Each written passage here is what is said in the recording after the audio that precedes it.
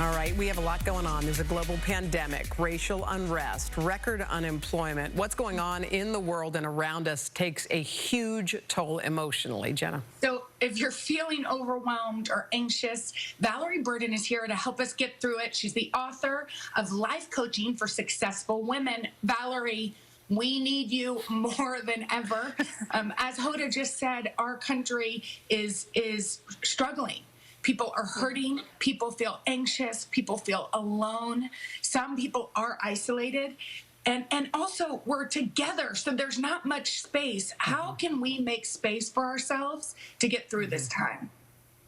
Well, I think first it's really important to just acknowledge the distinct difference in how we're living right now. And so if you're feeling very overwhelmed, just saying, I need more. I need some self-care. A lot of times that means taking extra breaks.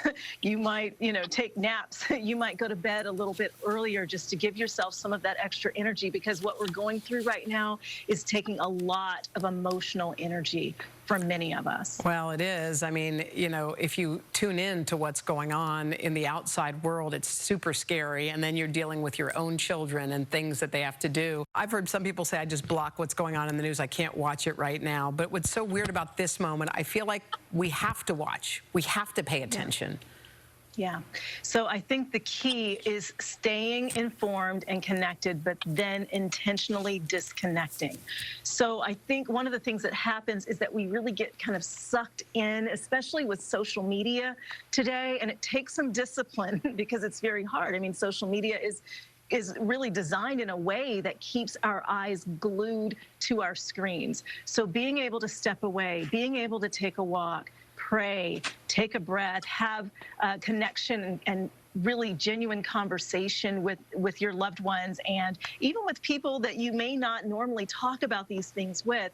Those kinds of things create authentic connection that can actually lower your stress, give you a sense of hope, and give you a needed perspective. Valorie, you say that these intentional conversations, I liked reading about that because it's something that I don't know we always make space for, but these intentional conversations can really give us, can heal us, can give us space. What do you mean by that?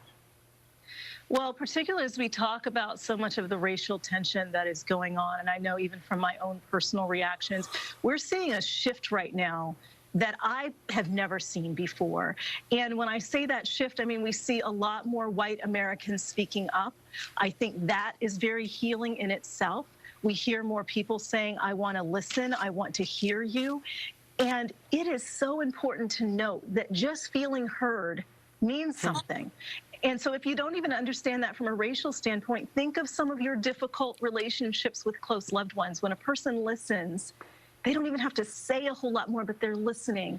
And there's something about that that's very healing. Yeah, I think that's kind of been the takeaway from all this, that we should be all doing more listening, even if we don't totally understand the other person's perspective. So other than like clearing your head and taking a walk and getting away from things, what can you do with your emotions that you're feeling if you're feeling drained or just, not yourself? Well, there's even research on writing through traumas, so I think it's very important to be willing even to sit down with your journal. Taking a run or a walk is very helpful because it clears your mind, but also completely focusing on something that's outside of what's going on in the news. So playing games with your kids or sitting down to dinner together and just talking about what's going on immediately in your family that may be unrelated. Our minds need a break from the things that are very difficult in order for us to handle those things in the most productive way. So it's not just about talking about the things that are going on, it's about balancing that with the other things that are happening in our lives. That gives us a perspective that really helps us to deal with the challenges that are in front of us. Mm-hmm. Valorie, the other thing is sometimes we feel like we've just had enough, we're exhausted, and you say it's okay to express those emotions. It's really important to express the emotions and to find an emotional safe space to be able to do that. So I think for whoever that is for you, identify your friends, your groups. I think it's important sometimes to create your own group. Sometimes it's text messaging, and sometimes it's being able to really connect. But where's your safe space to express your genuine emotions so that you can process those? Yeah, you got to let it out. Valorie, thank you so much. We appreciate your insight. Thank you again.